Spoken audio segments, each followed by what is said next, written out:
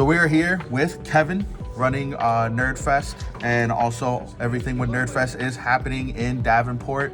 Nerdfest is of the weekend of August 27th through the 29th. We're going to be doing a pack opening with a great Shining Fates ETB box, as well as doing a great deck profile today for you guys. That's really fun, kind of competitive, but you can make it more competitive if needed. So we're going to go ahead and get this started today. Kevin, go ahead and let's crack open some packs for you and get this started. So as you see here, I just got Pokemon Snap, which I'm really excited about. If you guys don't have this yet, if you haven't played the old one, you definitely need to check it out. I'm excited to dive into it and play it for sure. I don't know. Let's see if we can't do some Pokemon Snap on the big screen at Nerdfest. Oh yeah, get some Pokemon Snap going. In the casual play aisle. Oh yeah. I know with Pokemon Snap, they have some stuff out there where you can actually print off the pictures with Polaroids, so I'm probably looking into that myself.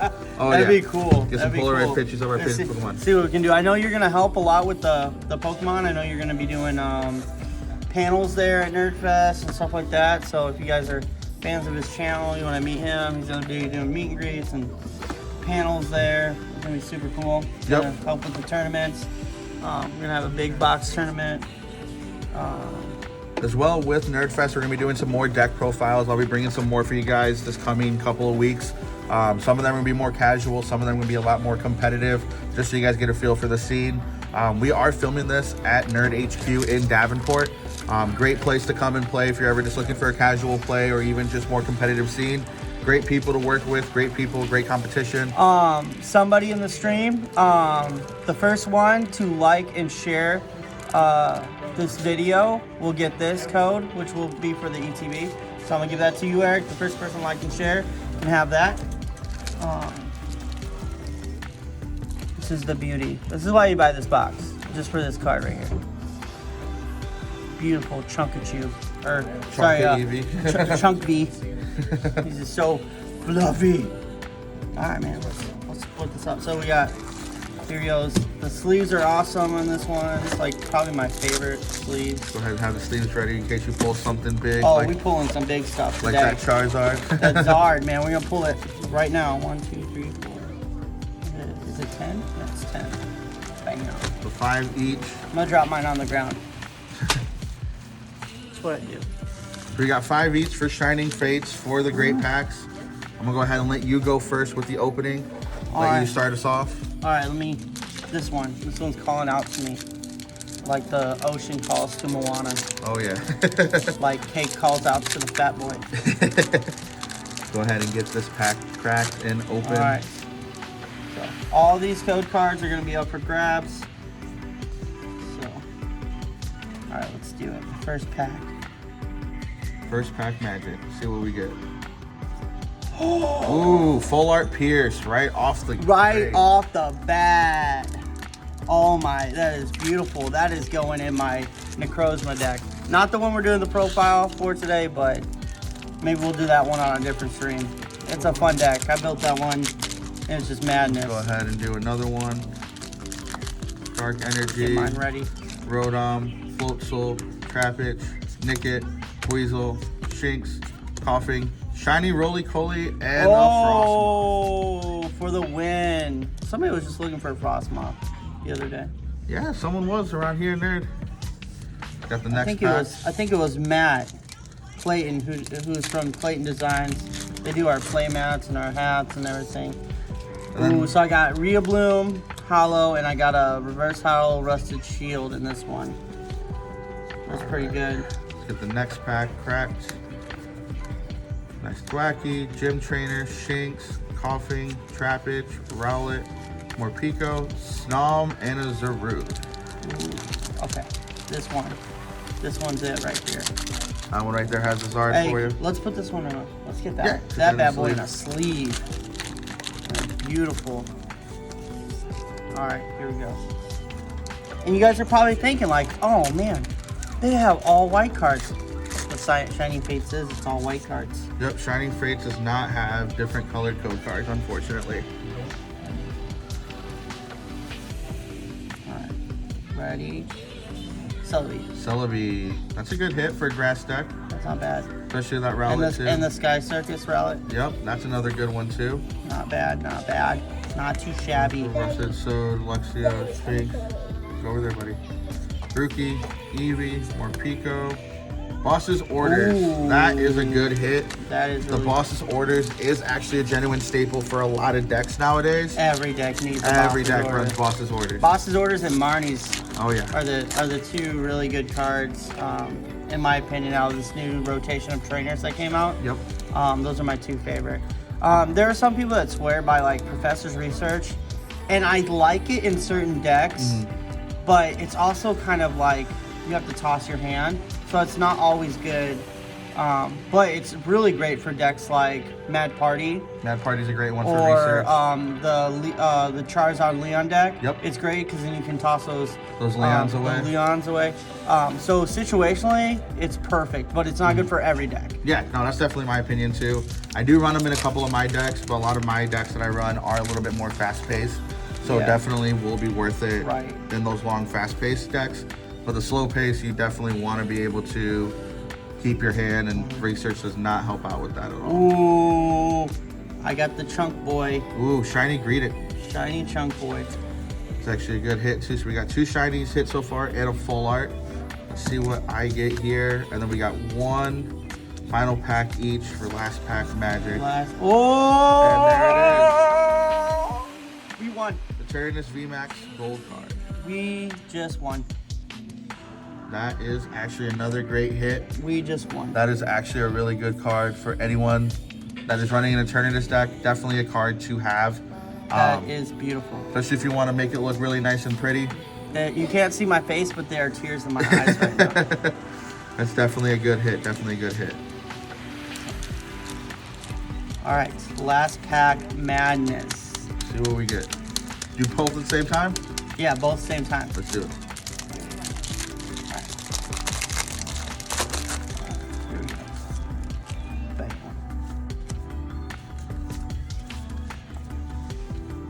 Ooh, I got fighting. Energy. Wacky. I cheated. I Okay. said, oh, I got a rusted sword. I got his Twisted Shield. Nice. Oh, I see something. A Jaha. And then a Celebi. Oh, no, that's actually the Delmise VMAX. The Delmise VMAX and a shiny Corviknight. That is actually a really good hit, too. Yeah, that was a really good last. So mine was the actual last pack magic. because I didn't get it open as fast as yours did. So far, the great hits from the pack openings. So we got these shinies, Frostmoth. I think we had another one over here. The rest of the sword might as well just be a good, because like they're so hard to find, but they're so good if you're running that Zamazenta, Zamazenta, Zacier. yeah. Like I'm just gonna make this meta deck even more meta by adding more damage to the top thing. Oh, yeah. You get that on there, your Intrepid Sword after about like 2 or 3 turns, and you're good. There's even Rusted Shield You're unstoppable at that point. Rusted Shield itself with the Yeah, that- Zamazenta is really good, too. Circus Sprout. Yeah. Yeah, so these are our top cards, as well as these shinies. This Frostmoth is up there too. Very sought after card, especially if you're running like literally any water deck. Frostmoth is definitely a The staple. top tier deck, because yep. you can load it. That and some There's like Capacious the Bucket. Capacious Bucket, that's the one I was And then thinking Nissa's a good support card for that deck. That's definitely of. Definitely. a water deck I am going to be profiling later. Yeah. It's basically the Blastoise VMAX and Lapras VMAX deck.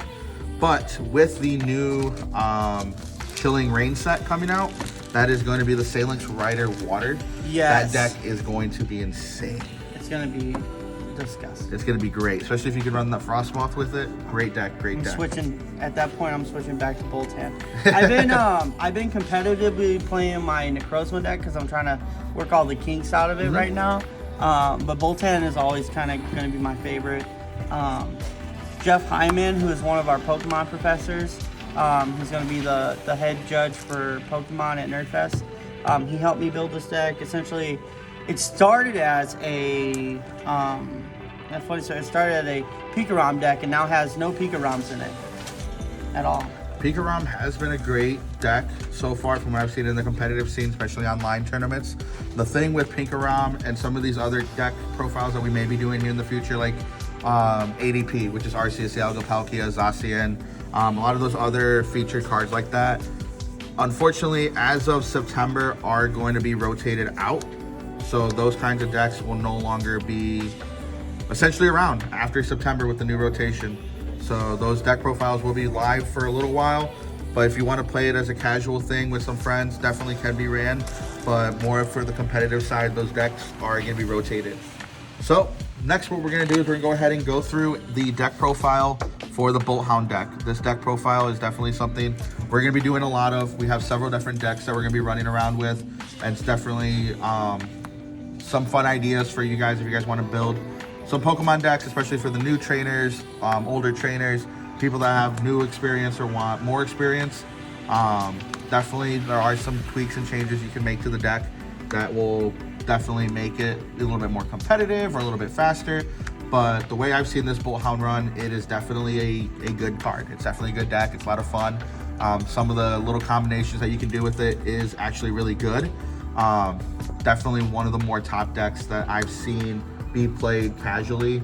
On the competitive side, I mean, like I said, there are tweaks you can make it to make it a little bit more competitive, a little bit faster, but it's definitely not a tier 0 deck like Arceus, Dialga, Palkia, like the Pokérom decks that are running around, and even some of the Dragapult decks that are now starting to come out with the new Urshifu Rapid Strike deck that we will also be profiling later on. I do have that myself, but I do have my own iteration of it, which is really, really great. Yeah, so essentially, and I even run this one a little bit different than it could be like streamlined, because I have the amazing rares, the Riku's in there. Raikou? Is it Raikou or Riku? I think it's Raikou. Raikou. The amazing rare Raiku's in there, which you don't necessarily have to have. But I like them as a good alternative, because if you get a player that has like, I can't be damaged by B Pokemon, then you bust out Raikou. Also, if they have like, if you're playing against like one of those hyper competitive water decks, they're weak to electric. Raikou does 120 and 122 to your bench, so that's actually 240, 240. So that's easily like, you could easily like wipe half their field in just one move. Yep. So they're good to have in the decks. I would, the moment I put them in there, I was like, yeah, I'm not taking these out. Like, they're just too good. These are kind of like the set of trainers that I have, but I have a bunch. They're not the main trainers though. These are kind of utility trainers I'm putting over here. And I'll kind of explain that, the way I did that. Kind of like staple items. There's definitely staples for every genuine deck, especially now in the competitive scene. Like most staples a lot of people are running nowadays are like Great Ball, definitely Marnie's one. Until he's rotated out of rotation, that's like perfect for this deck. That's fun. I'll explain kind of what that does. Of course, I have the full art ones because you gotta flex. Oh yeah. So Morgan, I only have one of each of the girls full art, just because they're like quite expensive. Yeah, and actually when I bought them, I was like, oh man, they're $10 a piece. That's pretty expensive. Now each one of them are like worth like $20-$30, if not more. Just in general. Screen's expiration. So I got a full art one of them. Misty's Favor is also pretty good for this deck. So the reason I have the Aurora Energies in here, it's beautiful actually, because, and I'll explain how it works, but essentially Aurora Energy can be used as any energy at any time. So if I have my Riku, it can work as this steel, it can work as this grass. But when Riku's on the bench, it could also all be electric. Yep. Which we'll explain the mechanics behind Boltund and why that's important. So that's why you see so many Aurora Energies. I run 4 and 4 of these. So I got each of his arts, and then I got 2 of these. I want to get another one of these and just run 1, 2, 3, and then 2. But the market is so hard to get stuff without just paying. And I don't, I actually don't like buying stuff from TCG Player that much. I like going into actual shops and purchasing them, and I've done that for all of this deck. So Cape of Toughness, I like. So this adds 50 HP to your Pokemon for any Pokemon other than GX. It's cool because I throw him on Boltund, so Boltund is great. And now he has 250 instead of 200 HP. A little bit harder to knock him out. Telescopic sight goes with this guy. So essentially what it's doing is it does an extra 30 more to your opponent's V and GX Pokemon. That are benched. Okay. So now this 120 is 150. It's 150 to the bench. Okay. You know what I mean? It's definitely a good card to have, especially if you're gonna be bench sniping a lot. I need to correct something. So Riku, it wouldn't do for the bench Pokemon. I think I said it a little different, but it actually only does 120 to the bench because it doesn't do weakness to the bench. But you can knock out one of their smaller. Yep. So if someone has like a small water Pokemon like the Frostmoth or something like that, you can definitely snipe out that Frostmoth. Because I mean, Frostmoth only has 90 HP, so having that 120 snipe on a main card staple for the water deck is definitely worth it in the long run. So definitely, let's go ahead and run through the deck. So all right, so this is your main guy in the deck. It's Boltund. The way the card reads is Electrify. For 1 energy, search your deck for up to 2 electric energy cards and attach them to your bench Pokemon any way you like, and then shuffle your deck. So turn 1, you get 1 energy on here. You have one of your other Boltunds on your bench, or any of your electric Pokemon on your bench, and you can use Electrify to go search for this energy. So then, so when it comes your next turn, you already have 4 because you'll attach another energy, giving it 2. So you'll automatically have 4. So this would be turn 4 if you go second, or your turn 5 if you go third, because you can't attack on your first turn. Yep.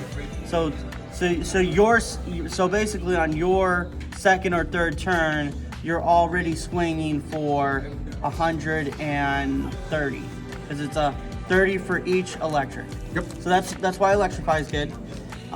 Bolt Storm is this attack does 30 more damage for each electric energy attached to all of your Pokemon. So that's all my bench Pokemon. So you usually only want to keep about 2, maybe 3 energy on this Boltund. Mm-hmm. The rest you want to kind of keep on your bench, and you want to spread it out as much as possible. So if they take out one of your things, you're still swinging pretty high. Yep. So that's how that works. The other key feature to this setup, which makes it a little bit different than other ran Boltund decks, is this Morgan card.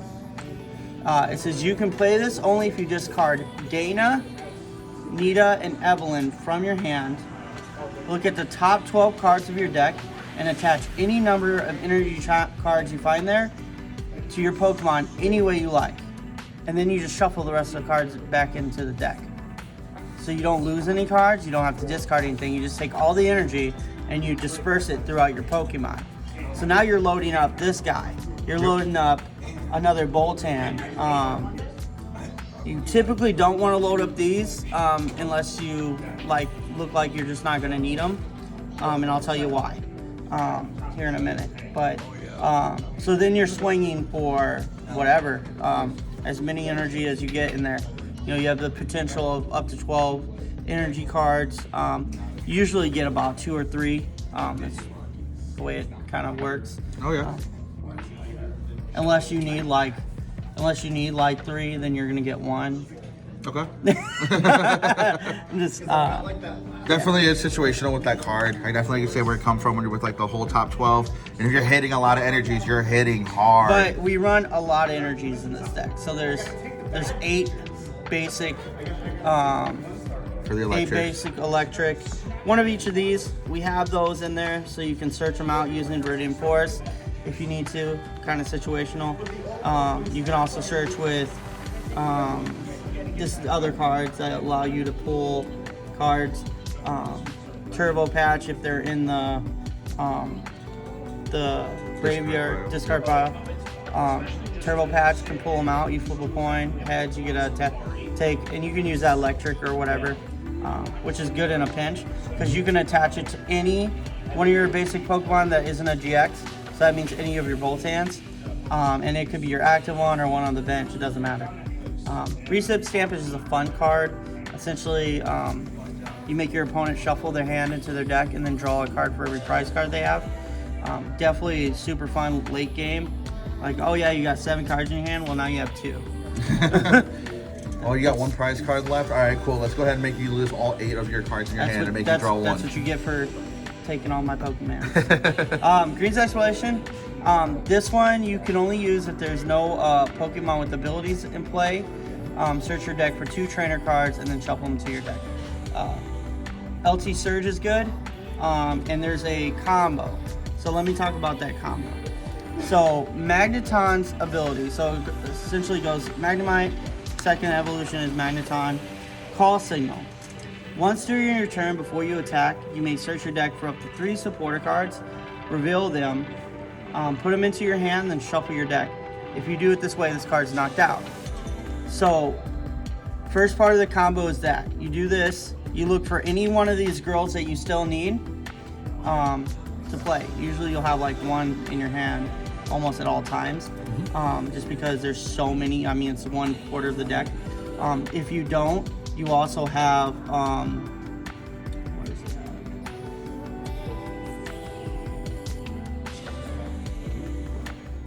Oh, yeah, you still have greens, and you have Misty's Favor as well, because that's not using your supporter. Nope. That's just the ability of Pokemon. So the way that works is, say you have none of the girls in your hand, you go grab 3 of them. You play Lieutenant Surge's Strategy. You can play this card if you have more prize cards remaining than your opponent. Well, I just knocked my Pokemon out, so now I have less prize cards than you. Yep. Because you took one of yours. So now I can play this. I have the 3 girls. If I can play the girls, great. If I can't, I go play Misty's Favor. Then I can search for whichever girl I don't have. Then I play Morgan.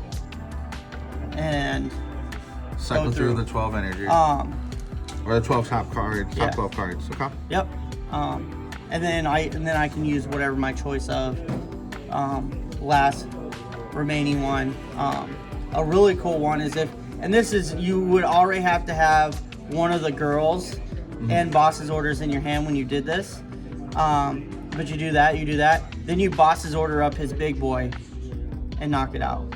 Yeah, definitely. That can definitely lead into a KO for any target. Yeah. So the way the deck works is a little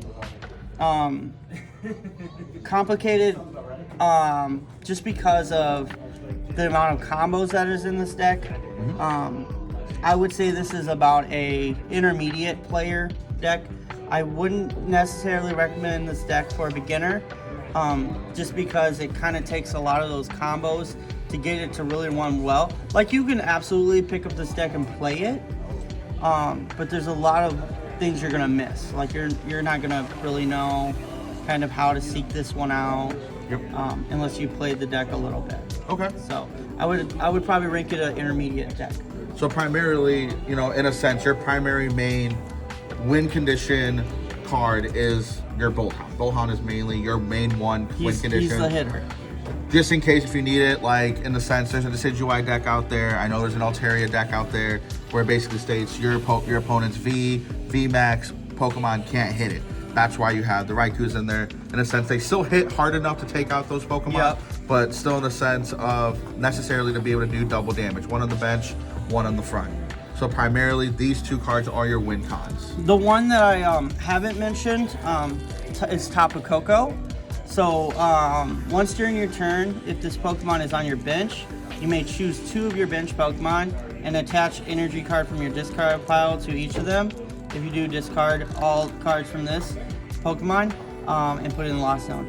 A good combo for this is if you have Viridian Forest out, you toss one of your electric energies to go look for electric energy, and then you could even toss that electric energy if you have like a quick ball. Use that quick ball to go find Tapu Koko, put them on your bench, put them in the lost zone, take those 2 energies back, and put them on however way you want. Yep, pop them on your to your bench Pokemon, and then you're slinging for that much more. So definitely some crazy combos with the deck. So here's one question I do have. You know, like you said, Tapu Koko, of course, is getting rotated out come September. Some of these other cards, like, of course, the 4 girls are getting rotated out. Reset Stamp, I believe, is also getting rotated out as of the new set for September. So when it comes to Chilling Reign and the rotation coming out for September, is Boltund going to be a deck that you're going to tweak with Chilling Reign? Or do you see potentially that as of the rotation, Boltund's kind of going to be sitting back until the new set gets revealed and that following set? So I think yes and no. So it's definitely going back into the works. There is a Porygon Z that may or may not, depend on the cutoff of the rotation, be in. If that's still in rotation, that might help, because that helps me search out special energies. Boltund itself with the Electrify has a way of looking up enough to keep it semi-competitive. What I may do is wait, because with the EV set, and I'm not sure if we're gonna get that, but with the EV set, the Jolteon has a like kind of energy ramp, and so does the basic EV for general EV. Yep.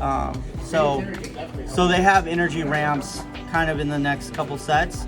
I also thought of maybe tweaking it and making it a kind of like a what's the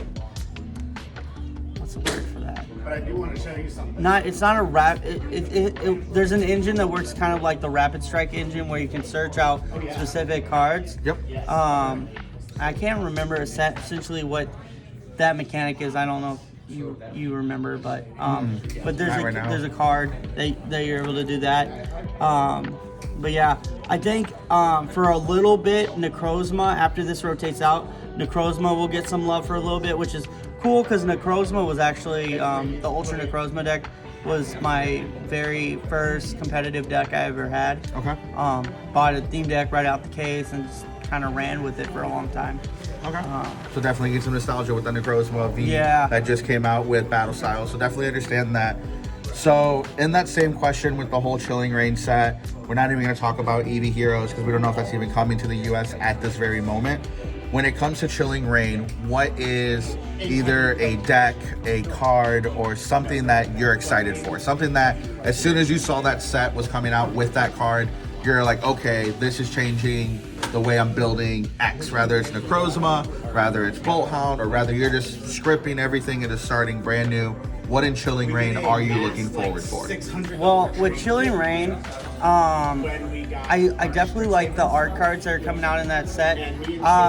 Nothing's really like set up to like change my decks yet. I haven't seen anything too dramatic from what I've seen. But I mean, I like to build, the way I build decks is I like to see what I pull naturally. Like I'll get like one of each product that comes out, and I'll see what I pull, and then kind of just let that guide what I build. But we'll definitely see. As of right now, I'm not really sure. I definitely like some of the really cool art cards for the set that's coming out. There is a the Icicle guy.